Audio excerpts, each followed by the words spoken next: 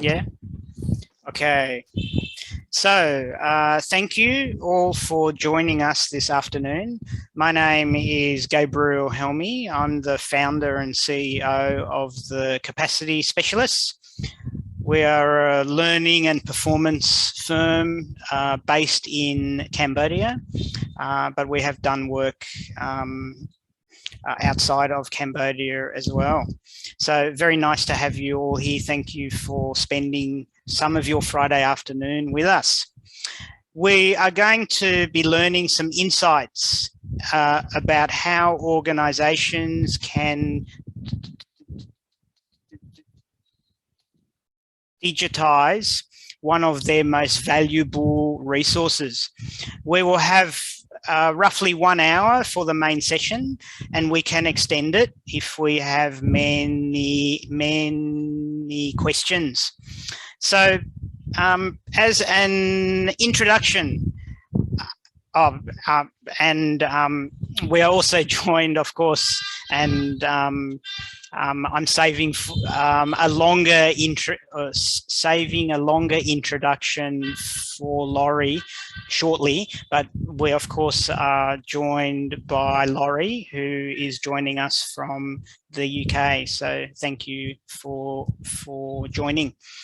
So as an introduction, I wanted to make sure we're all on the same page with what we mean. So when you look at organizations now in a very competitive landscape, they are continually looking for competitive advantage.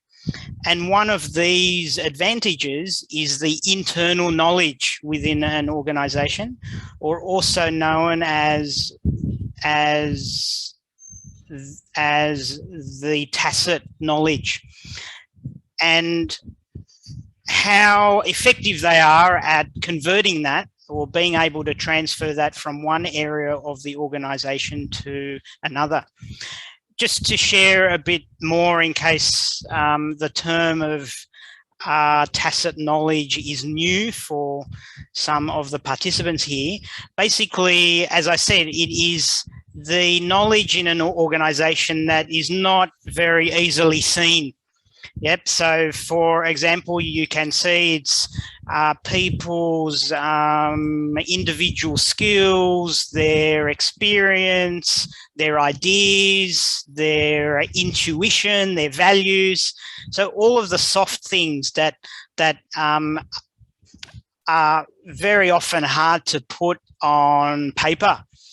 And then there is the explicit knowledge of an organization, and that is the policies, the procedures, the guidance manuals, and those, I guess, are much more tangible.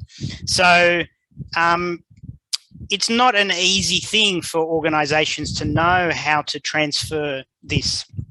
And so a lot of organizations are yet to find an effective way to do it.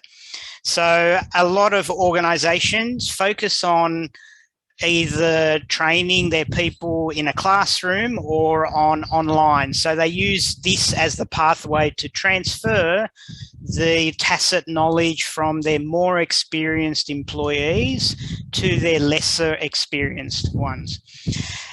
And one example of this is certainly with organizations in Cambodia, which are growing very fast, they are continually in recruitment mode. So they are trying to hire staff so they can grow fast, and they are aiming to transfer the experience, the knowledge from their more experienced employees to their lesser experienced employees. And of course, they want to do it fast. The faster they are able to do that, the faster these new employees are able to do the job that they need to do. So in the webinar this afternoon, we will be learning how to accelerate capability building by leveraging the tacit knowledge of your workforce, including why tacit knowledge is the key to organisational success. We will be sharing a simple framework to assess if it's being used effectively. We will share with you some tips and ideas on how you can access it and unleash it. And finally, we will do this all in the context of using real business case studies. Now, we're very fortunate to have with us today Laurie Figueiredo. I've had the pleasure of knowing Laurie for a number of years now, and I consider her my mentor, and I have learnt a lot. So very happy to have her here with me. And Laurie is the inventor of the syzygy methodology, which has come out of her many years of experience in the L&D field. So over 30 years, she has built this methodology, reached many people, worked with many organizations, many different sectors all over the world. And these are some of the clients that Laurie has worked with using her syzygy methodology. So I have great pleasure in handing over to Laurie. Thank you, Laurie. Well, thanks, Gabriel. Thanks for having me, and hi to everybody. So as Gabriel said, I've been doing this for many years, so it is my passion. It's a bit sad. I eat, sleep, and dream it, but it really is something that I feel that we should, because I originally come from Africa, then I lived in Singapore for 30 years, and now I'm based out of London, but working globally. No matter where we are in the world, people are people, and the idea of creating safe spaces for people to learn, and that doesn't mean we don't use the classroom, of course we do, but it's more about how do we amplify and accelerate the way people learn naturally. So that's been what I've studied, and through live examples, working with real clients from Singapore Airlines to the top banks in the world to Nando's, which is a restaurant group that's in certain countries in the world, Intercon hotel groups. So I'm going to keep using one live example because I think that's the best way to illustrate. So I think everybody knows about an airport. So this is with Jardine Aviation Services. They run the airport, meaning they do the check-in counter, the gate boarding, and the ramp, which is, where the planes land. They look after that in Hong Kong. So Hong Kong is one of the busiest airports in the world. So what they needed to do was, not only because of COVID, but just generally, they needed to completely reinvent the way they work. So often we get called in, hopefully not just because they want classroom training, hopefully it's because we try and understand the bigger business problem to be solved. So when you get caught up with content and training and how many days in the classroom, that's not about the business problem. So what you're going to hear me say a lot is, how do we impact performance? We don't begin with the content. That's the last thing we think about. We begin really with, what is the problem to be solved? So we spoke to the CEO and the leadership team, and very quickly, we were able to, we're not business consultants. We're not here to tell them their business problems. We really sat down with them on virtual calls and understood that what they needed to do. So imagine you've got Hong Kong Airport, you've got about 50 airlines that you look after. And what they needed was multi-skilling. What they needed was everybody on the ground, whether it was in the airport or on the runway, that's called the ramp. Whether it's, they call that ramp services, and then this is, on the ground services. They needed their teams. Today, these 6 people would perhaps be working with Singapore Airlines, and they were doing check-in counter. Tomorrow, that one person might move then and do gate boarding for Cathay. So what they needed was agile teams. They never used that word, but what they needed was teams that could very quickly switch from one job, which is a check-in counter, to the next day they had to do gate boarding. The next day there were delays. They had to handle delays.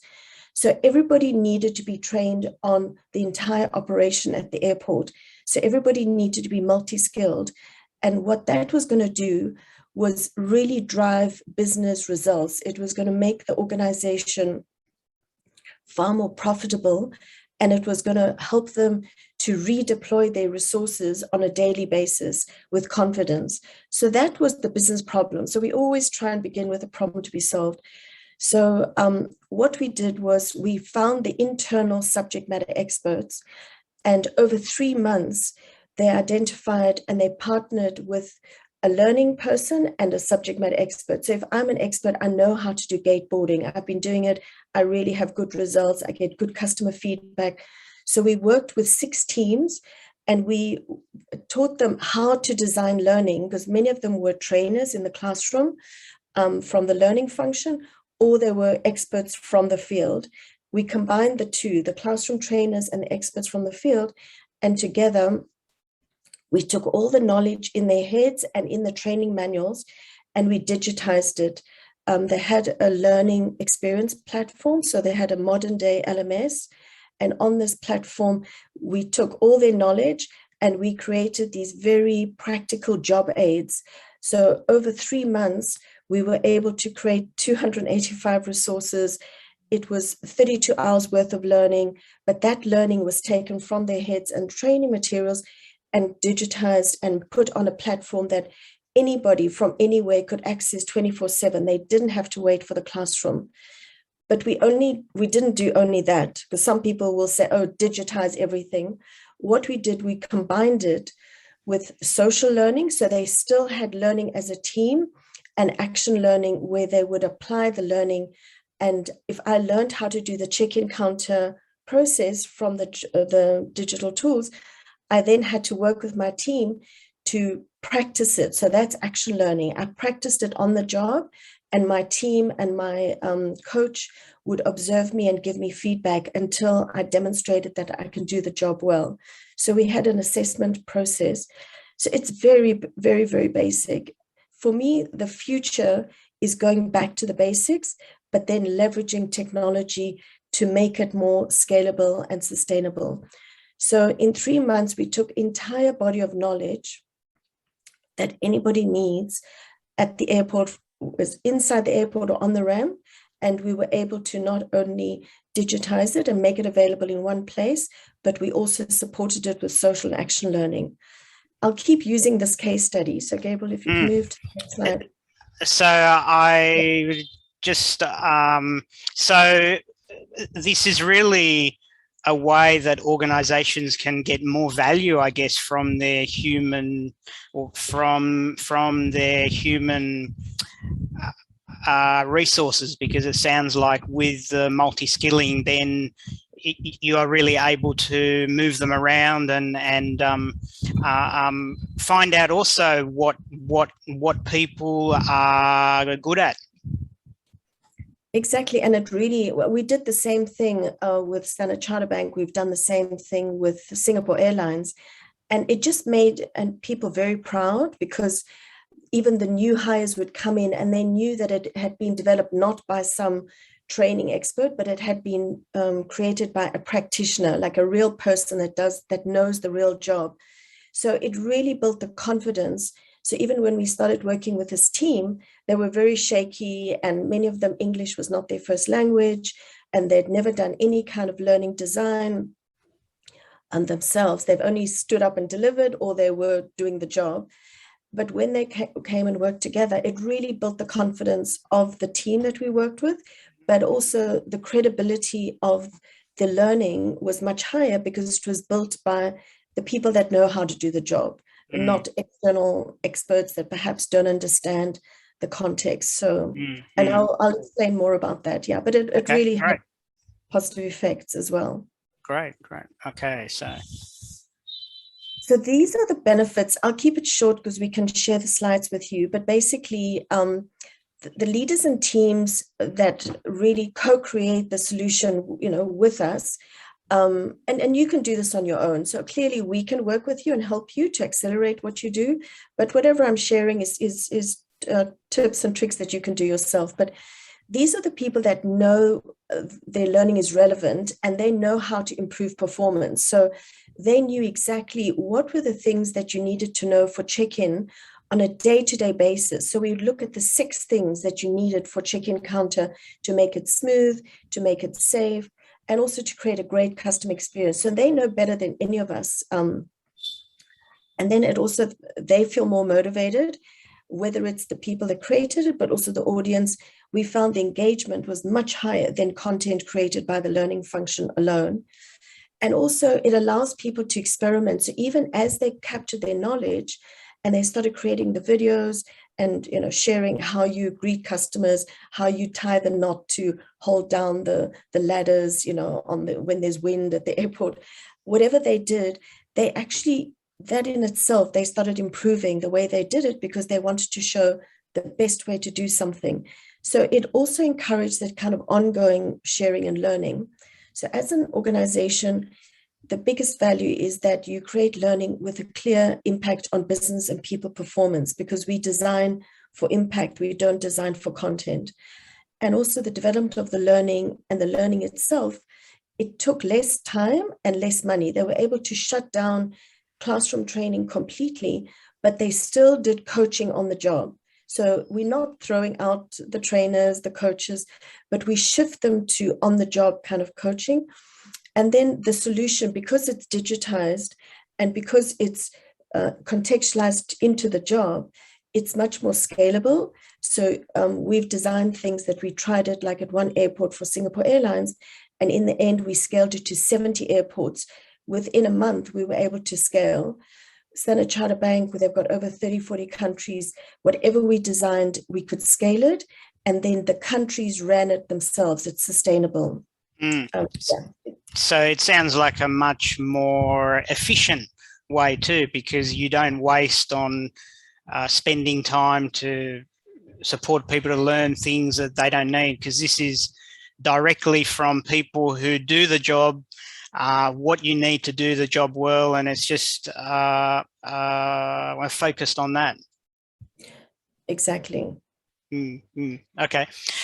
Just a reminder to participants, we will be having a Q&A session at the end, but if you have any questions that come up, feel free to put them in the chat box and we will answer them either along the way or we will answer them when we get to the Q&A session. Okay, so next slide. Okay. So just building on what Gabriel introduced at the beginning. So Gabriel did a good job. He pulled this together, and let's just begin with the story. So the story is the one at the bottom. There is tacit knowledge. Please don't delude yourself. People are learning without us, without the learning function, without their managers. People are learning every day. It's human. So people are learning, adapting from experience. And what we found even at Singapore Airlines and Hong Kong Airport and all my other clients, when we went to ask the people in the field, they were learning by budding up and sharing their tacit knowledge day by day. So this is happening with or without us. What we can do as the team supporting, and if you're from the business, then you can do it yourself, is how do we translate that tacit knowledge into explicit knowledge, which is how do we capture it and formally support it? So how do we convert the tacit knowledge to explicit knowledge and really build that library?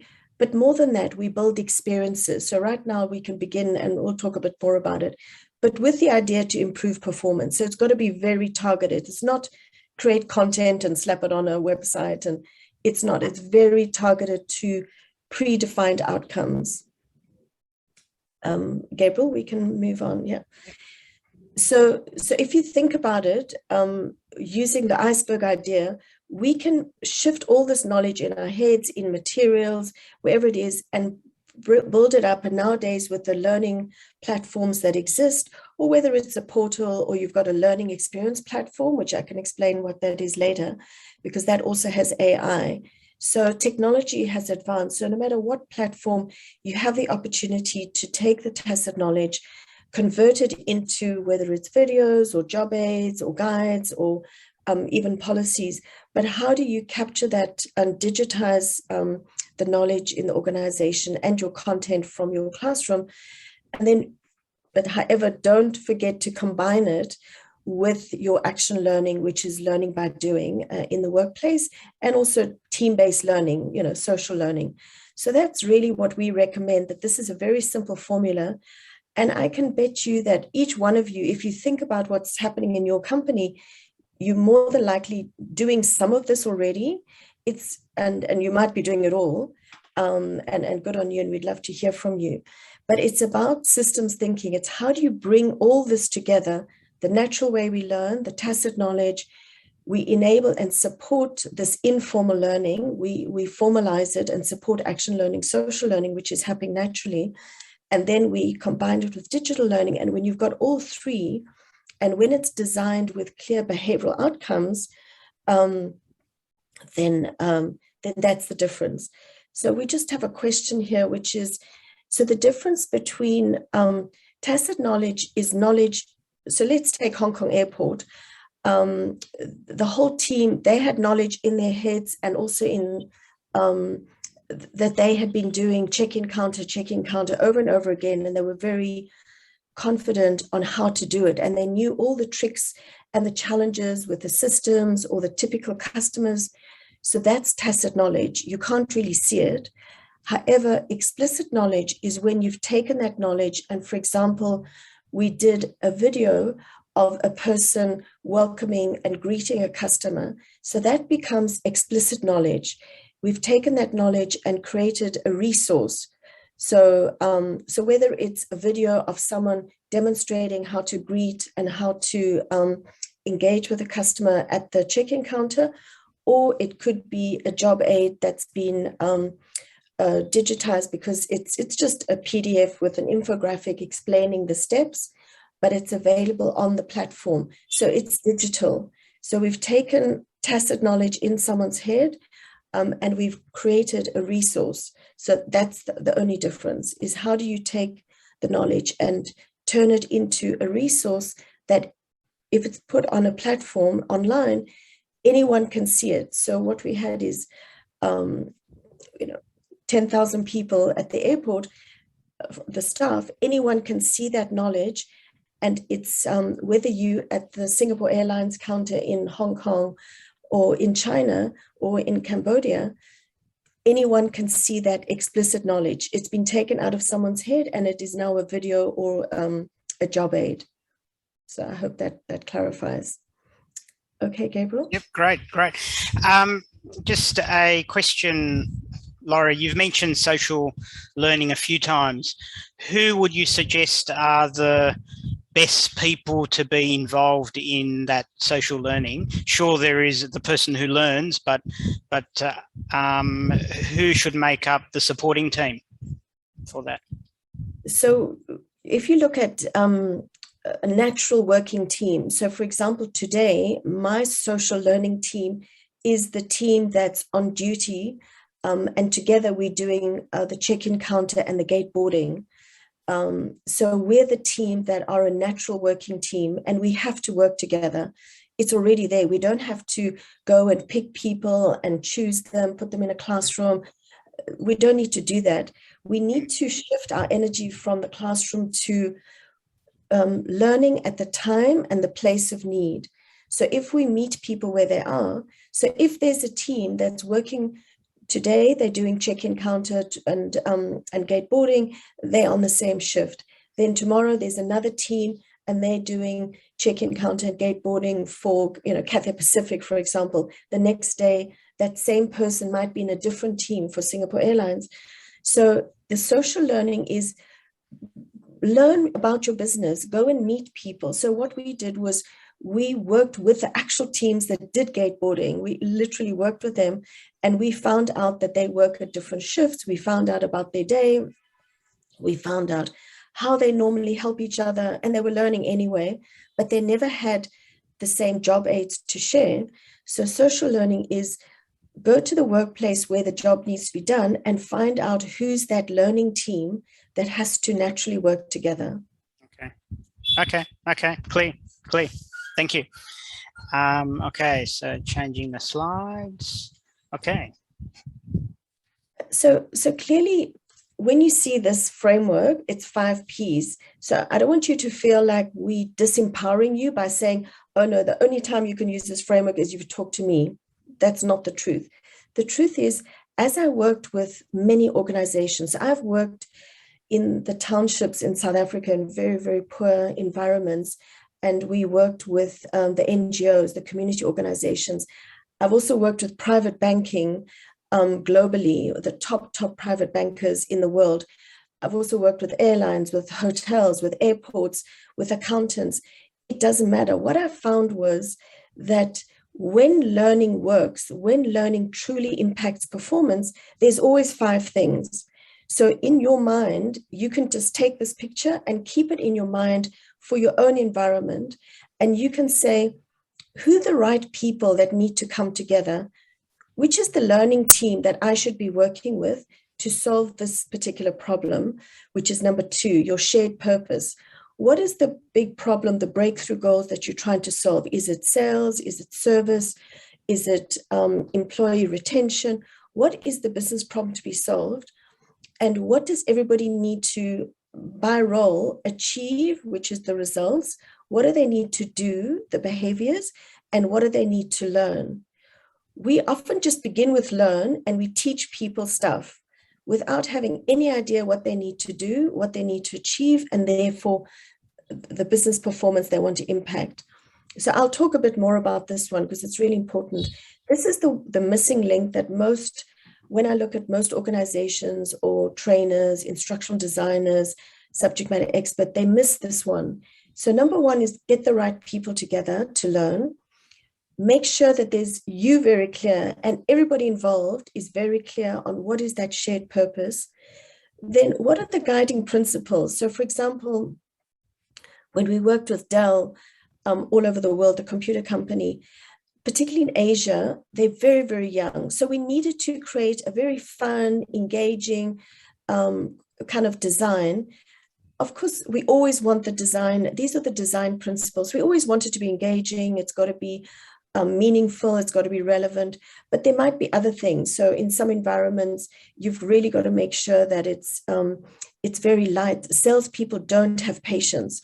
So salespeople, if training is too long, they just switch off. If it's more than 3 minutes, you've lost them. Whereas accountants want much more detail. So these are just your design principles. So sort of what is the approach you should take? And I can give you more examples afterwards. Then the process is the journey you're going to put them on. So make sure you combine the 3 ways we learn, which is what we said earlier. So education is that formal learning, and you can digitize that. So that's education is learning by downloading stuff onto people. Experience is by doing. So that's the applied or action learning. And exposure is the social learning. So we learn from each other. So again, these are 3 words. It's out there. I didn't make them up. It's there's a lot of research to prove. They also call the 70-20-10. Some people call it that we learn 70% from experience, 20% from exposure, and 10% from engagement. So I'm saying the same thing: education, experience, exposure, 70-20-10, digital learning, action learning, social learning. It's the same thing. We're just using different words. And this is researched. It's beyond me. It's out there. And you want to research 70-20-10, you'll find many, many books and videos and experts. There's even an institute in London called the 70-20-10 Institute. So you want to make sure that your learning is combining all the ways we learn, not just one-way lecturing or not just applied or not just mentoring. You want to combine all 3. And then the last P is, what are the spaces we learn? So this is, we can learn online, which is digital. We can learn in the classroom, which is virtual or face-to-face. So nowadays we've got virtual and face-to-face. And the most important is, are we learning in the workplace?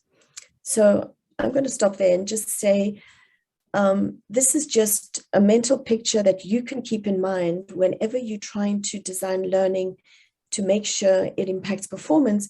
I found that these are the 5 things that you need in place, and they need to work together. So this is what we teach when we upskill subject matter experts or the learning function or even the CEOs, the leaders. on creating learning that improves performance.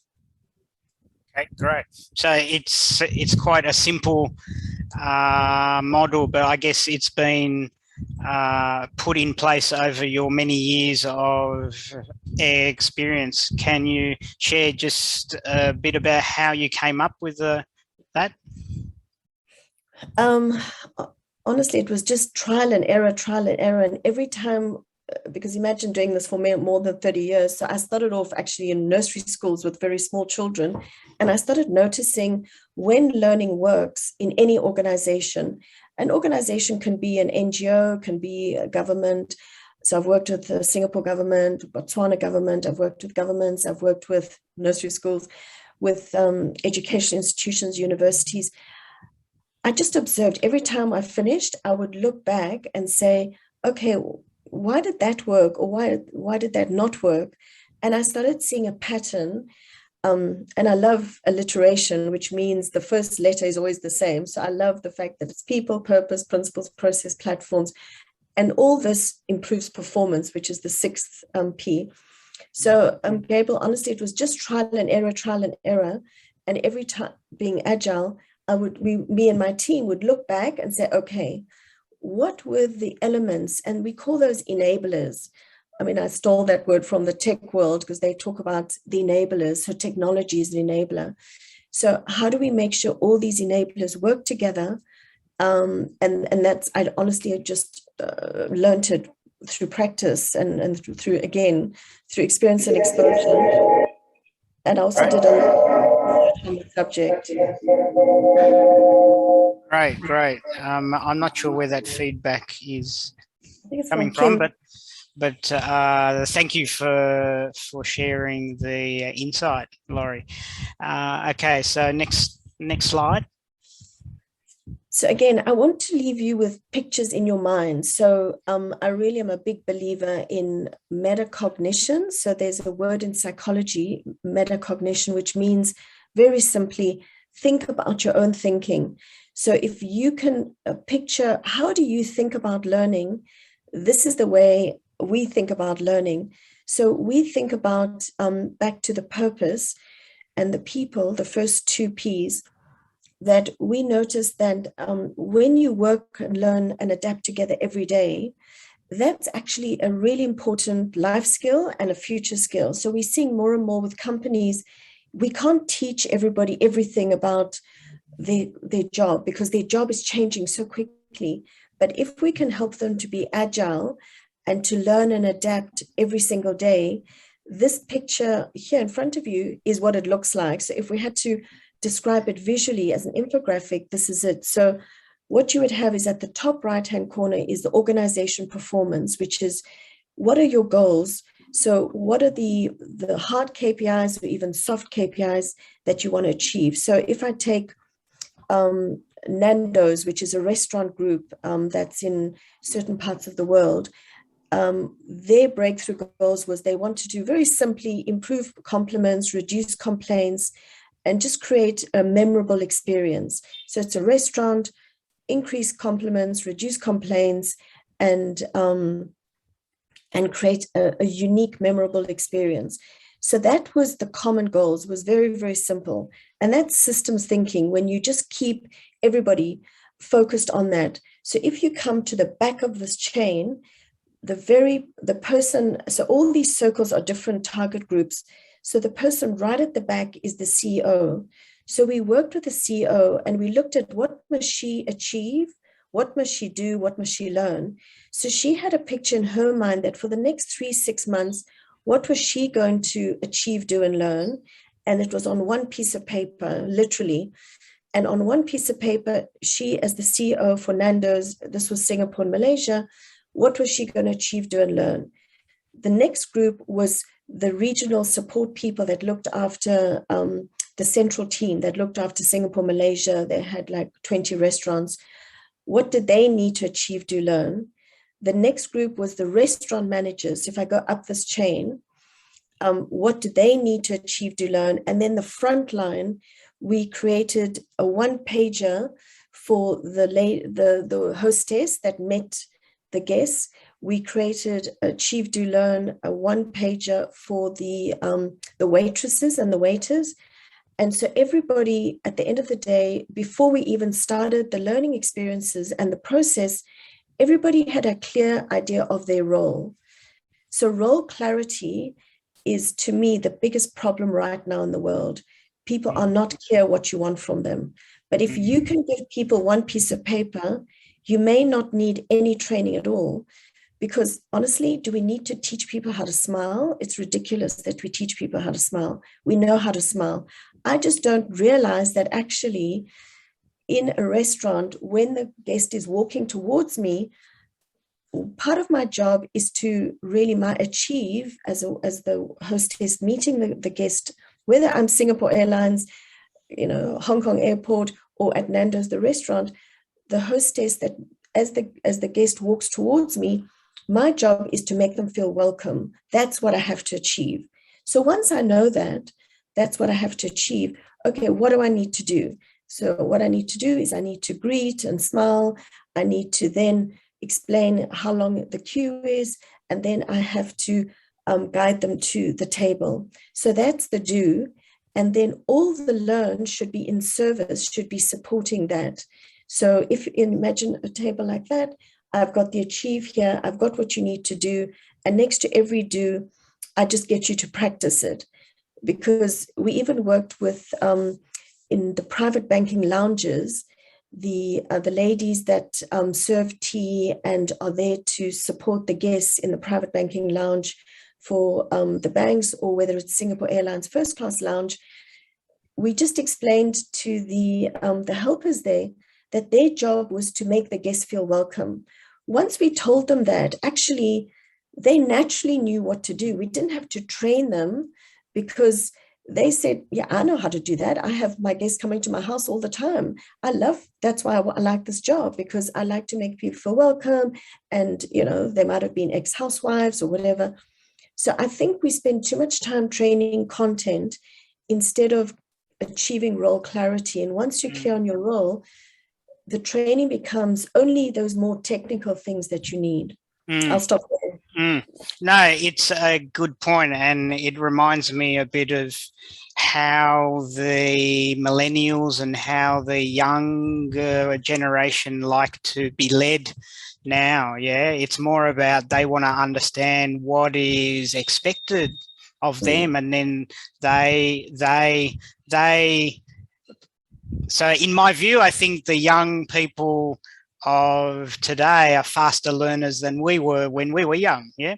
And I think they just want to be clear on what the goals are, what they need to do, and then they are smart enough to work out most of it themselves, and then they just need some support here and there. So I can really see that this approach very much aligns to that.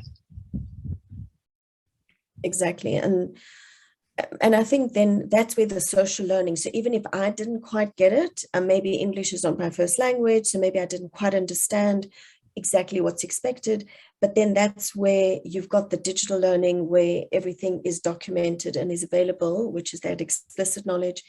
But then in addition, I can just try la. So in Singapore, you say try la, you say la after everything. So you just try. And then as you're trying, the action learning, the social learning, your peers and your colleagues will help you. And if you take the time, I spend a lot of time really getting to know the people that do the real jobs, not their bosses, not the support function. And actually, they're doing a lot of social learning and coaching without us. So it's one of the most untapped opportunities that I think we're missing in organizations that are doing it. Some organizations are doing it already. So let's be clear. Yeah. Sure. Okay, so moving on. Here's detail, and I won't go through it, but you can have a look at it in your own time. So these are the tools that we use. So basically, we've got a toolkit, and for each one of the P's, we take people through a journey. So if we're designing learning experiences and learning strategies, we keep that picture in mind, the one of the 5 Ps, and we keep the picture of how people need to achieve, do, learn, and work together. And that's the outcome. This is the how we get there. So you can have a look at this yourself in your own time. And honestly, you're more than likely doing a lot of these things unconsciously, but we just do it quite rigorously. Where, for example, the Hong Kong airport, when we started, the team was not so happy. I can tell you now, I needed the CEO to come and say, please trust Laurie, trust her team, trust Syzygy, just try that, just give it a try. And if it doesn't work after 3 months, we will, or even in the first few weeks. So once we got going, we literally worked through tool number 1. We're very clear about who the people, who's the target audience, who the stakeholders, what is their role in the learning journey? Are they going to be coaches? How do they normally operate together? But this is natural working teams. That's our target audience. Then as the designers, what we need to think about is, what are the performance outcomes? What is the achieve, do, learn? And then that becomes the basis. So if you've got achieve, do, learn, that's the purpose, the outcomes. And when we come to the process later, it's like going down the piano. Then you go up the piano, and then under process number 4, you allow people to learn it first, to then apply it, and then to review whether they were able to do it. So it's achieve, do, learn, and then learn, apply, review. But it's actually the same thing. You're just going up and down the piano. So honestly, it's like magic. That when I discovered this, it's like a magic formula. And the results we had, whether we worked in the townships with very underprivileged kids and preparing them for the for technological careers, or whether I'm working with private bankers in Singapore, a very simple model of under purpose, achieve, do, learn, and under process, it's learn, apply, review. So the next thing is, once you've got the clear purpose, you think about your principles. What kind of journey do you want to create? Should it be like for Dell? We used Japanese anime comics. So we knew that our guiding principles, we were talking to very young techies. They were all 21, 23-year-olds. They were techies. They were all passionate about Japanese manga comics and anime, which is the Japanese animation. So we chose, our design criteria was that it had to be very tech, very edgy, very funky, which is quite different from dealing with private bankers who are risk averse. They wanted, it had to be proven, it had to be solid. So some people get confused about the design principles, but it's just the whole vibe, the energy around your design. Is it going to be manga comics and anime, or is it going to come across, very serious and quite corporate, just the whole vibe about it and the design principles. So it's, are you going for, like Dolce Gabbana, Gucci kind of a brand, or you're going for Uniqlo, COS kind of a brand, the whole look and feel of the brand of your solution. And then the process would be the content and activities, and combining the social, the action, and the digital learning. And that goes together with your platform. So those two work together, your process and where you're going to enable the different content, or you can put the content online, and that's the digital, and the apply activities would be your action learning, and your review activities will be your social learning. So those two go together. And then finally, we get everybody to prototype. You don't build the entire thing. You just build the first 1 or 2 modules, you test them, you get your learners to use it.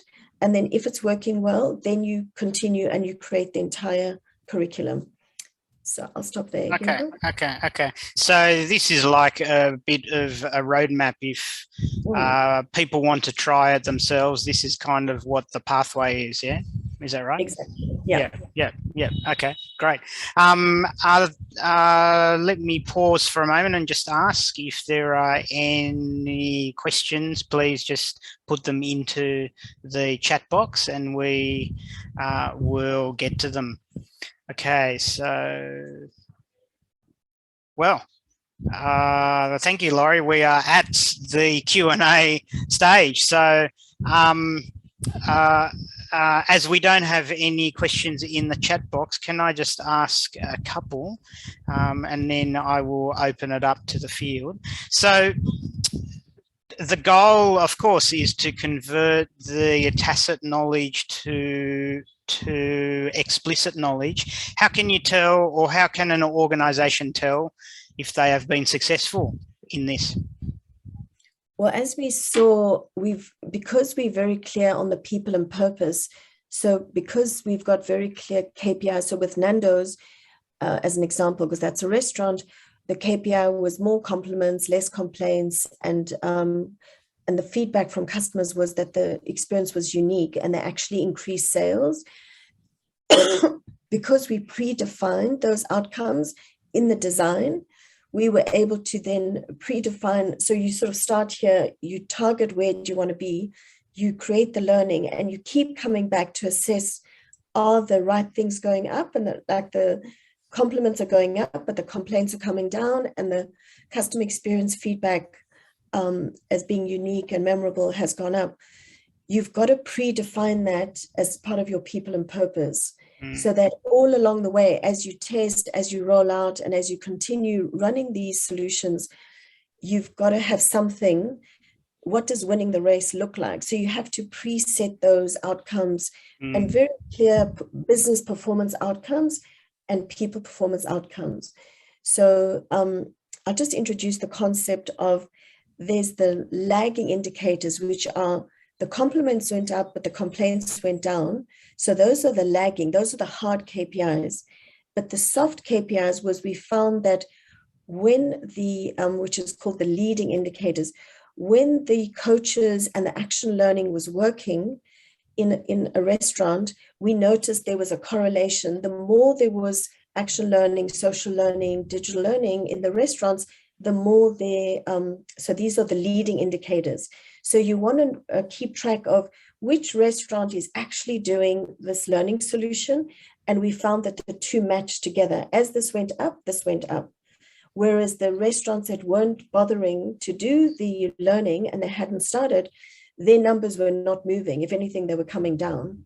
So all the time, we even train like the kitchen crew, in a restaurant where people are not performance minded, they're not thinking about sales, they're not thinking about customer experience. But we got everybody as a team collectively looking at their numbers, and at every team briefing, once a week and once a month, they would look to see how their efforts were making a difference to the business. And they started seeing the link between my effort in coaching and helping my peers and helping each other, and my role as a restaurant manager is actually, I can see the difference in the numbers of my branch. And also it created a bit of competition between the branches in a fun way. So we actually had a fun competition, and the founders of Nando's came, and really we had a big event to celebrate because everybody's numbers went up, everybody. So right. There's a big celebration, and that's the other thing. You've got to, when you get there, you've got to celebrate the successes, because that will encourage people. Yes. So basically, if you've set that key business goal at the beginning, success will mean that you have reached that goal, but you're also able to track it along the way by, are people using these learning methodologies, and are you seeing the coaching happening and so forth. So, okay. We have a question in the chat box. Laurie, it's quite a long one, so maybe if you read it and then... So I think this is a very common challenge. So the question is, what is the advice on how best to work with, as an outsider or inside an organization? How do you work with organizations that have a very top-down formal approach to learning?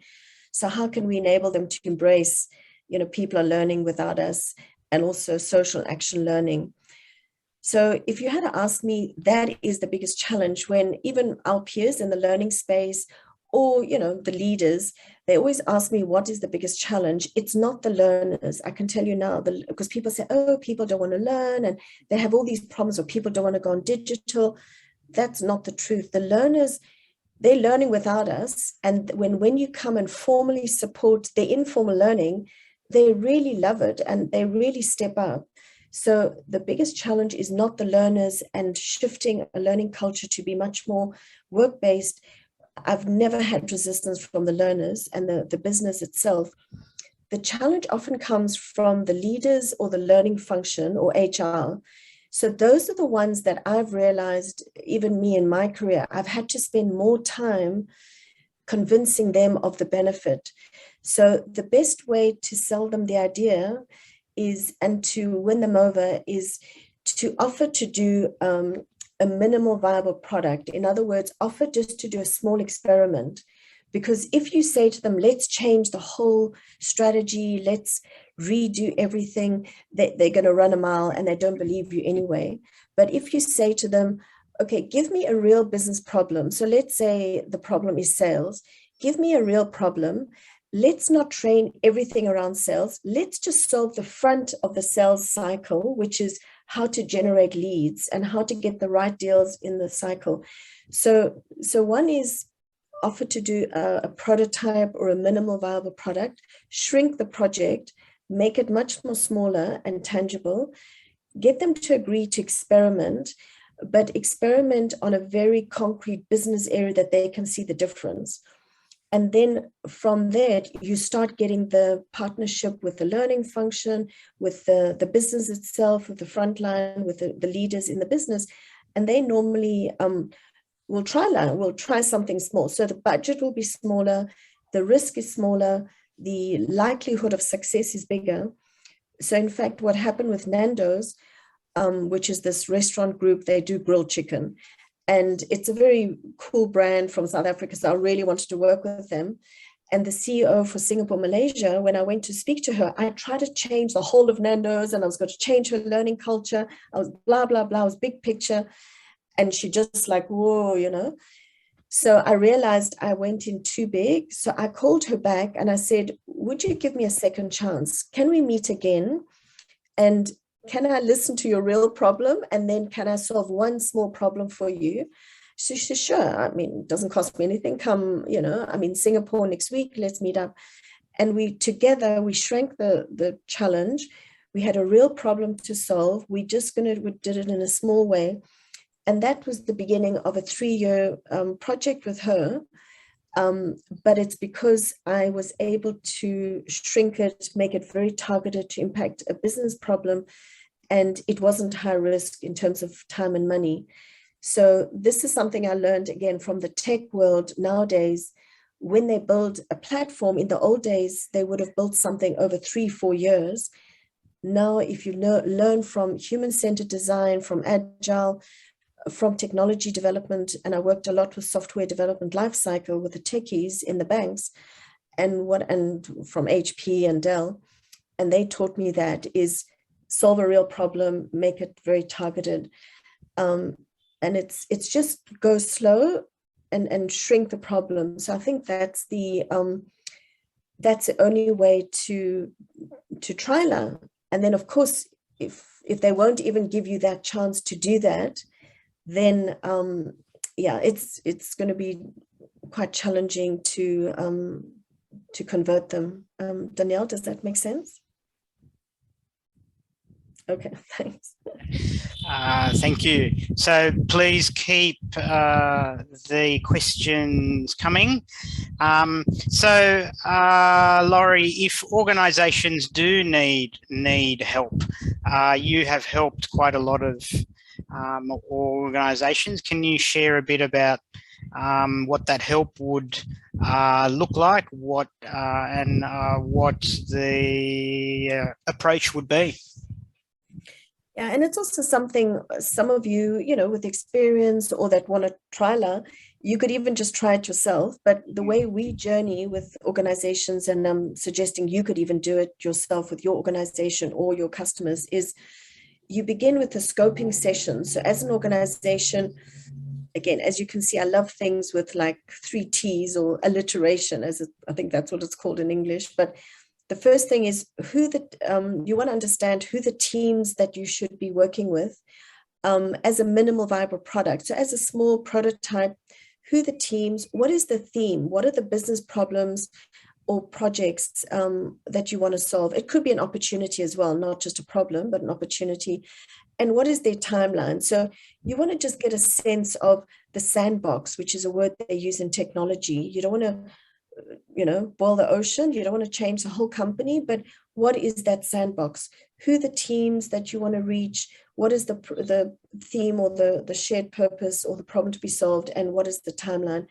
Once you know that, then we have a kickoff session with the critical teams, and we normally get the CEO and the leadership team to be the sponsor for this. So they would be there as well, really sharing the vision and the problem to be solved and what is the business performance they're looking for, and therefore how important this team that's going to develop the learning enablement.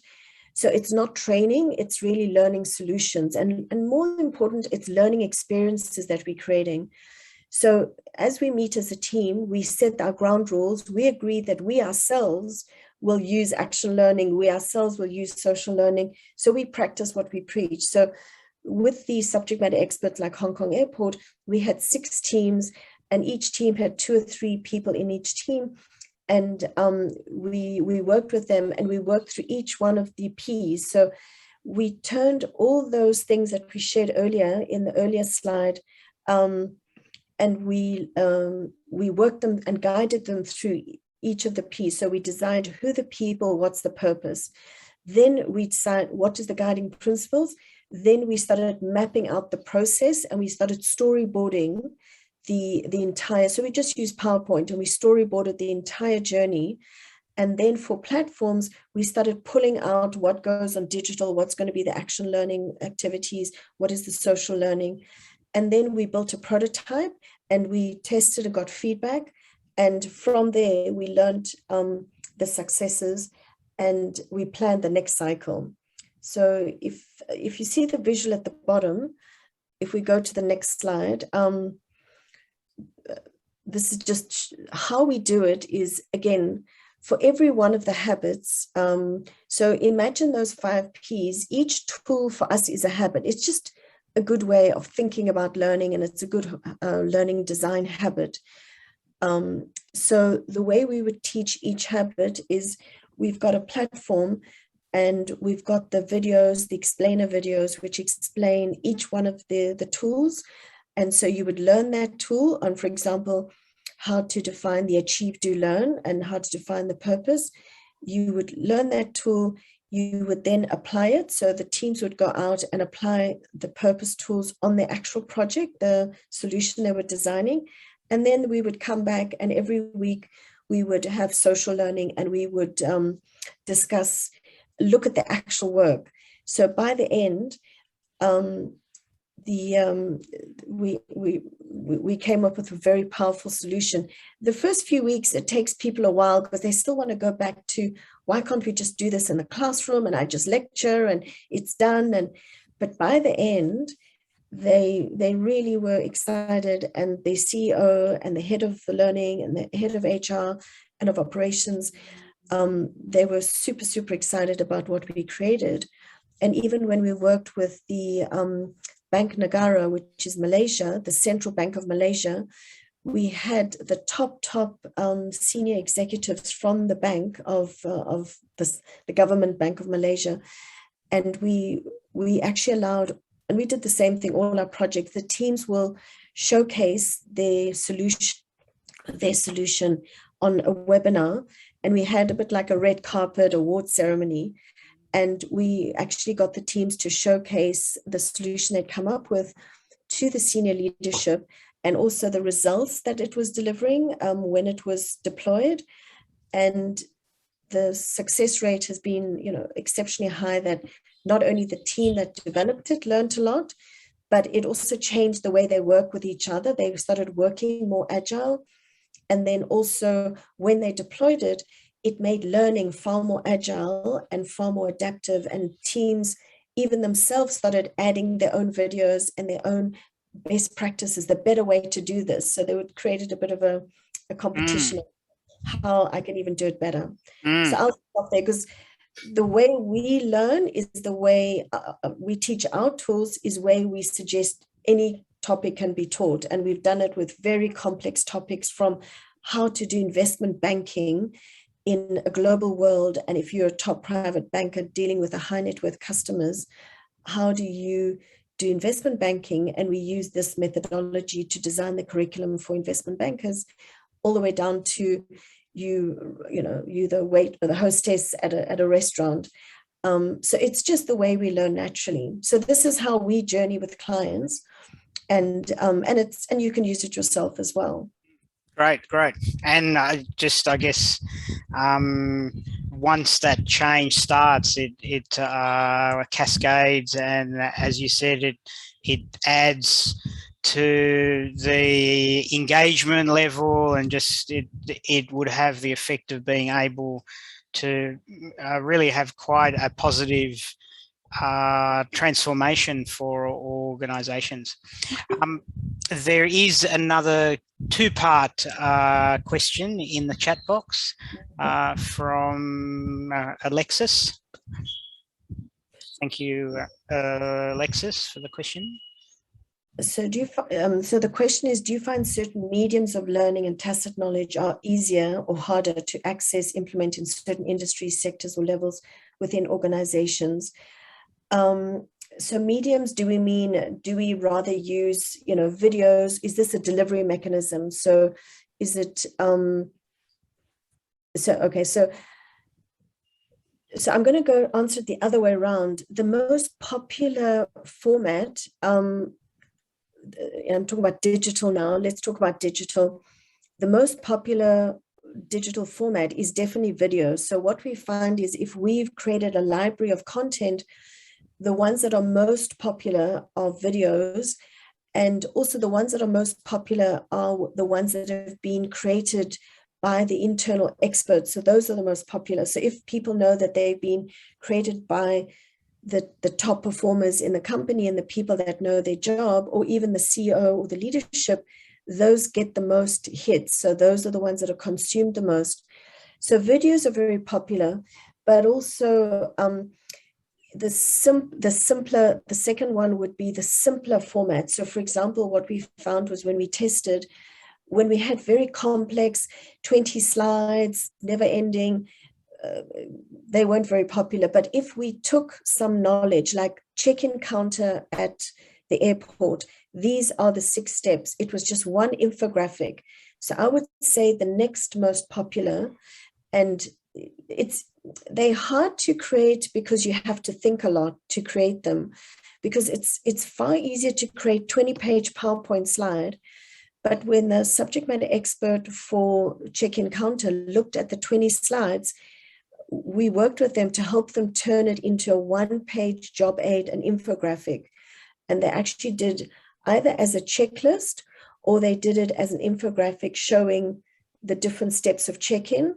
And they explained each step, and they explained what you must do that's important, like create a great experience, like this is the time where you can ask the passenger a chit chat with them and build rapport, or this is the time you must be careful, look at their passport. So there was a lot of information, but we created an infographic of the customer journey. And on the back of that, then we had more detailed content. But I think the second most important, and it's hard to create because it takes a lot of thinking, but once you've done it, it's the most powerful, that you can either show very concrete things, what to do through video, because that's a very popular format, or the other thing would be an infographic, really just describing the job to be done, or so I think those are the 2 most popular formats. And then in the action learning, honestly, find out what they're doing anyway. So action learning, we found that at the airport, they were budding up. And every time a new person was joining, they were just budding up naturally. Now that they had the job aid, just use a buddy system. So find the format that works in your environment. Think social learning and action learning, but then find what works. So don't listen to me. Go into your business and find out how people are learning informally, and then do the social learning. Like if people are learning informally on WhatsApp, for example, maybe that's where you might get them to, besides the formal content here, which is the education and the digitization, the digital learning, you might find that the social learning could just be on WhatsApp, or it's on Teams, or it's in the workplace. As they're working, they should just discuss how they're applying the digital content, and that social and action learning combined.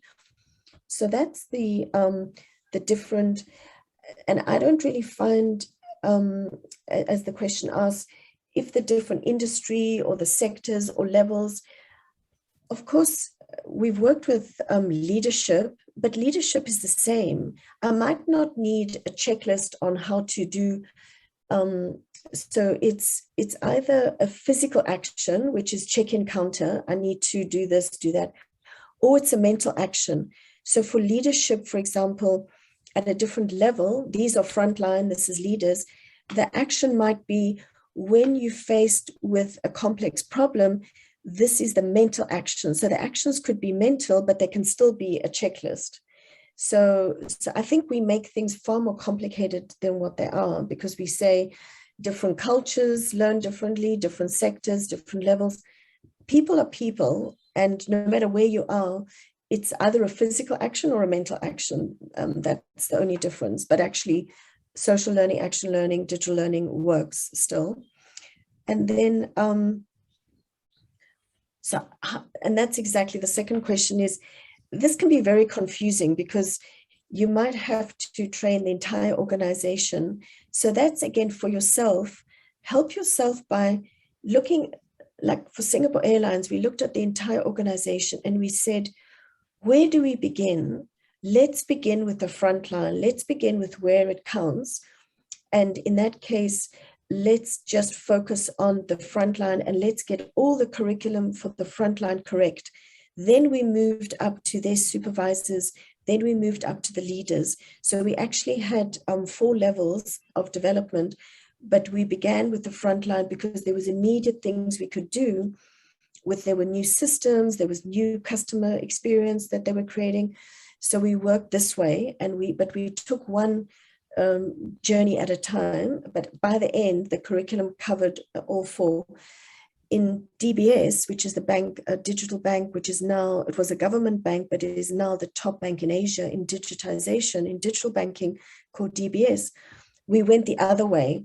We started with getting the leaders to adopt agile and to be innovative, and then we worked down to different levels. So that's, again, thinking prototype, thinking minimal viable product, because that's the biggest problem that Alex has brought up, is the fact that we try and do everything. And whenever you talk to the business and L&D, they want to do everything. So just say, okay, we'll get to everything, but let's begin somewhere. So we might have everything gray and say all the things we could do is this, but now let's begin with this bottom corner and let's begin with what's most critical. And as I say, we can move up, upwards, or start at the top, move down. Or sometimes we start in the middle, because the middle level has the biggest influence to translate the top strategy and execute with the front line. Mm. So Standard Chartered Bank, we always began in the middle because we found those were the biggest blockers of change. So we always work with companies that are going through change. Yeah. Mm. Okay. Has that answered your questions, Alexis?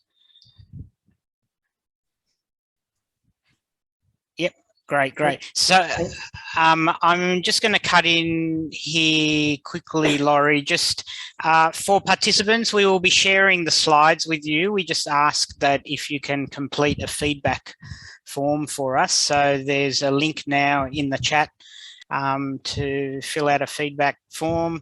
And if you have any more questions, please feel free either to unmute and speak the questions live, or put them in the chat box. So a question, Laurie, I'm keen on on understanding the filming the subject matter expert part. Yeah. So when you're making a video of the subject matter expert doing the task, can anybody film it, or is there a certain way you should film it, or what's your thoughts on that? So we've done the whole spectrum. So for example, for Hong Kong Airport, there was just in any project team, so let's call the 6 teams, there were 6 project teams. One guy was really passionate about videography, and somebody else was really good at graphics. So they started helping everybody else. And another person was good at voiceover. He had the most amazing voice. So I think my philosophy, I can tell you number 2, but number 1 is, my first instinct is just trial. Let the team give it a try, because you will be amazingly surprised at the quality that people come up with.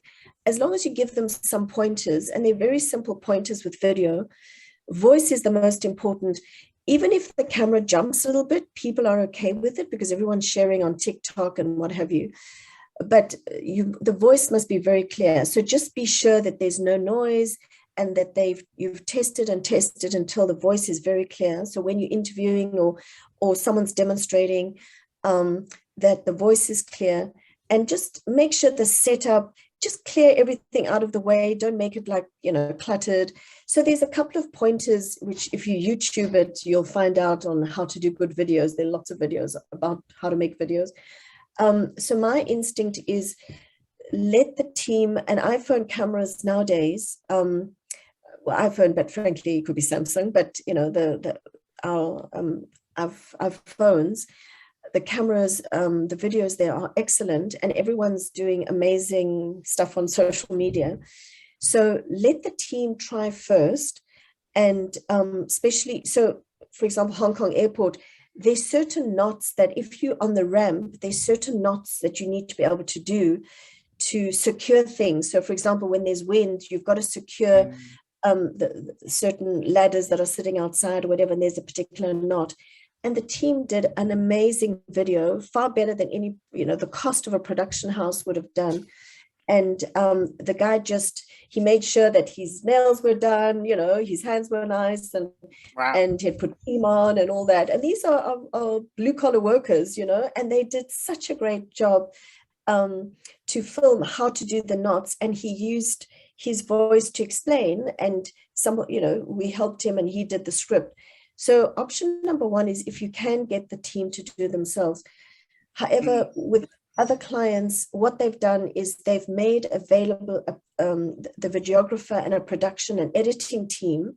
So like Nando's, the team did their own makeup. We helped them. They did their own scripts. So they did the welcome, and I can show you some of these videos. They're amazing. And take the guest to the table. How do you take an order? So the team chose the actors from their own people. Some people were good at how to do makeup and helping them get dressed. Some teams, somebody in the team helped with that. So everything they did themselves. We there to guide them with the English and the scripting, and we edited the script together with them. But the CEO wanted to get a professional videographer and a camera crew, and to do the editing as well, just to save time. So, and then of course the third example would be some of the banks. But I found that, for example, the private banking, we got a professional people to do it. But when they filmed the experts speaking, they never made the experts feel comfortable. So the experts were like stick figures. So the professional quality was high, but it was so unnatural. So I'm wherever people can actually do it themselves, and you just see what support they might need, then I would say do it in-house as much as possible. Great.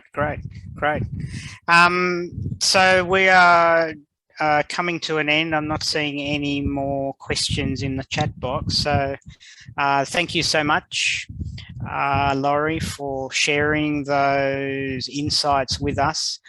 This is very useful, certainly from what I see. A lot of organisations do use up a lot of their subject matter experts' time. Yeah, each time a new batch of new starters comes in, then the subject matter expert has to spend time to train them. That this can really help to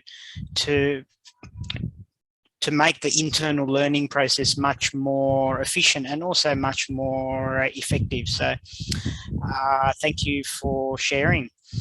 Thank you to the participants for spending some of your Friday afternoon with us, and we wish you the best. And